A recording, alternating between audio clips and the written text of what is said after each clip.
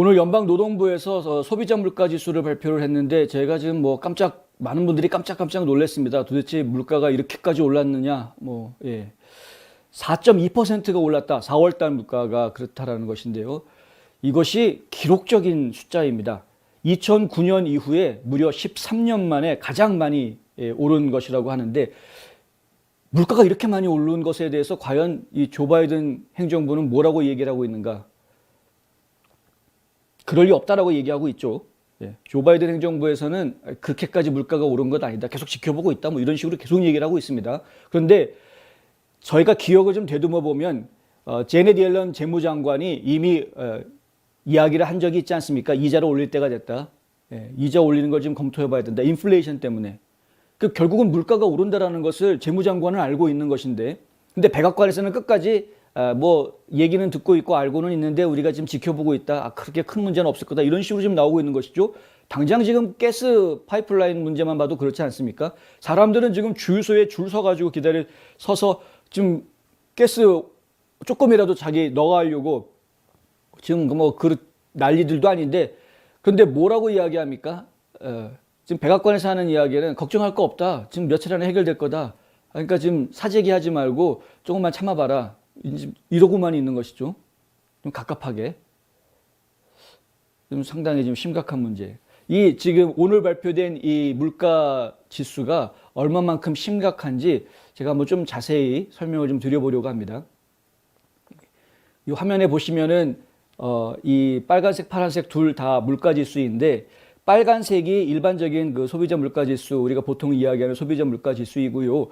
파란색은 그 중에서도 식품이라든가 에너지 부분을 제외한, 왜냐하면은 식품이나 에너지 부분은 좀 이렇게 원래 가격의 좀 변동이 큰 변덕스러운 물가이기 때문에 지금 안정적인 물가들만 가지고 이야기하는, 그래서 이른바 우리가 핵심 물가 지수라고 이야기합니다. 근데 이 파란색이 핵심 물가 지수이고 빨간색이 일반적인 소비자 물가 지수인데, 보시면 이제 널뛰기 하는 것을 볼 수가 있죠. 핵심 물가 지수는 그나마 그래도 좀 안정적으로 변화가 있었던 것을 보실 수가 있을 겁니다.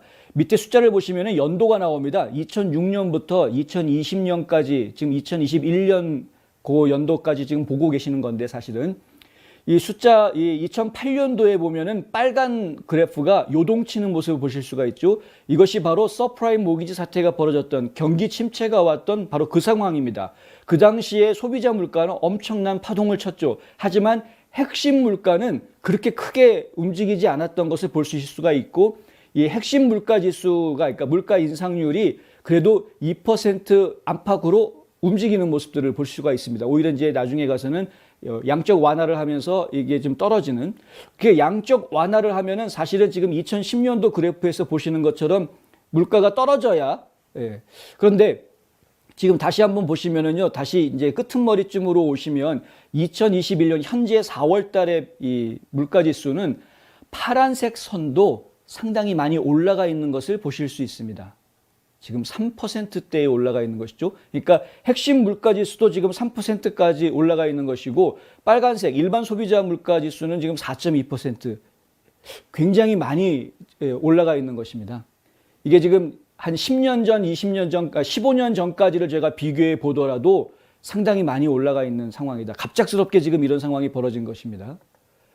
이런 상황이 지금 벌어지고 있다는 것을 저희가 단순하게 보아서는 안 되고 심각하게 보아야 하는 문제입니다. 전에도 여러 번 저희가 말씀을 드렸지만, 시중에다가 돈을 계속 푸는데 노동력은 움직이지 않고 일하지 않는데 나라에서 계속 돈을 주고 있다. 물가는 계속 올라갑니다. 나중에 난리 납니다. 이 문제는 정말 심각할 수밖에 없습니다. 난리가 날 것을 저희가 좀 걱정을 해야 되는데, 어떻게 보면 이것이 거품 물가다라고 이야기할 수도 있는데, 이 거품 물가 이 부분에서 큰 역할을 하고 있는 것이 몇 가지가 있습니다. 그 중에 하나가 바로 인건비가 상승하고 있다라는 것은 이 물가를 올리는데 하나의 큰 중요한 역할을 하는 축으로 이해가 되고 있는 것이고요. 그리고 재료비가 지금 올라가고 있다 하는 부분도 저희가 지금 신경을 써야 되는 부분인데, 재료비가 올라가는 이유가 이 공급망 때문에 그렇다고 합니다. 공급망 때문에 이 재료들이 배송되는 시간이, 납품 시간이 점점 길어지면서 이런 문제가 생기는 것이다. 납품 시간이 길어지는 이유는 뭡니까? 사실 처음에는 코로나 때문이었다고 다 핑계를 댔는데, 지금은 코로나에서 벗어날 때가 됐음에도 불구하고 노동력들이 복귀를 하지 않고 있는 이런 문제가 있는 것이죠. 그 노동력이 복귀하게 만들어 주어야 정책이 제대로 된 정책인데 지금 펼쳐지고 있는 정책은 일하지 않아도 그냥 먹고 살 수 있게 해주는 정책이니까 노동력 복귀가 좀 제대로 이루어지지 않고 있는 것이고 결국엔 이것이 그대로 자재비 상승으로 이어지고 있는 이런 상황인 것이 결국에는 물가가 좀 계속 올라갈 수밖에 없는 겁니다. 물건값, 음식값 다 오르는 거 좀 아시지 않습니까? 지금 가스비도 지금 이미 갤런당 3달러 이상으로 넘어갔는데 이거 저희가 참 큰일입니다. 큰일.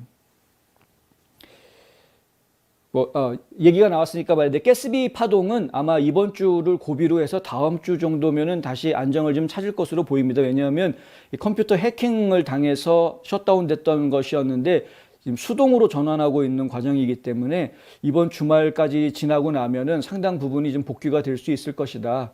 그러니까 너무 많은 분들이 지금 사재기 문제 때문에 지금 눈살을 찌푸리고 있는 상황인데 사재기는 하지 않으시는 게 여러모로 좋겠죠. 서로가 서로를 위해서. 지금 조금만 참으시면 어떻게든 해결이 될 것으로 저는 좀 기대를 하고 있습니다. 그리고 뭐 이건 정부가 움직이는 것이 아니라 어차피 민간 기업이 하는 것이기 때문에 그들도 먹고 살기 위해서는 좀 발빠르게 움직일 수밖에 없는 상황이어서 너무 염려하지 않으셔도 되는 부분이다. 하지만 이 물가 인상 오늘 노동부가 발표한 저 물가 인상률은 굉장히 지금 저희에게 부담을 주고 있다. 또 한 가지 이번에 물가 인상률이 갑자기 급상승하게 된 원인으로 지적되는 것이 중고자동차 가격입니다. 중고자동차 가격이 무려 지난 3월에 비해서 4월 달 중고자동차 비용이 10%나 올라갔다. 엄청 뛴 거죠.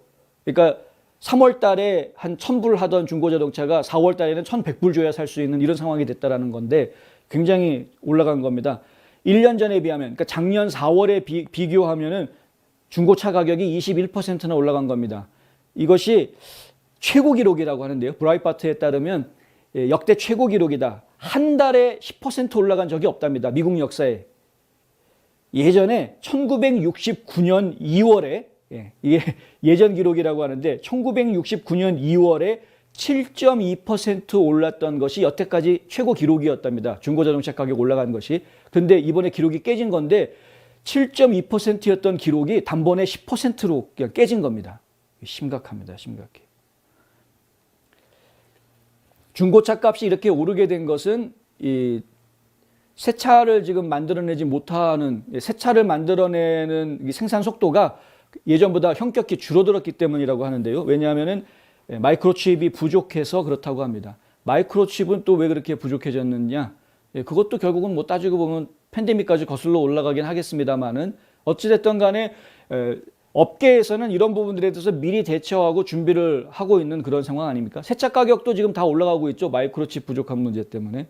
오죽 이 마이크로칩 문제가 심각했으면은 바이든 대통령이 전 세계에 내놓으라 하는 반도체 업체들 사주들을 다 모아놓고 온라인으로 회의를 할 정도로 그 정도로 좀 심각하게 받아들였던 문제인데 그렇게 바이든이 직접 나서가지고 전 세계 CEO들을 데려다가 세미나를 하고 회의를 하고 대책 마련 회의를 했음에도 불구하고 지금 해결 못하고 있는 것이죠. 문제가 보여도 해결을 못하고 문제를 모르면 또 모르니까 뭐 어차피 그냥 당하고 이것이 문제니까 이렇게 해결해라. 국경 문제 같은 경우에는 이것이 문제니까 이렇게 해결해라 라고 말을 해줘도 안 듣고 갑갑하기 짝이 없는 바이든 행정부 이렇게 되는 것입니다.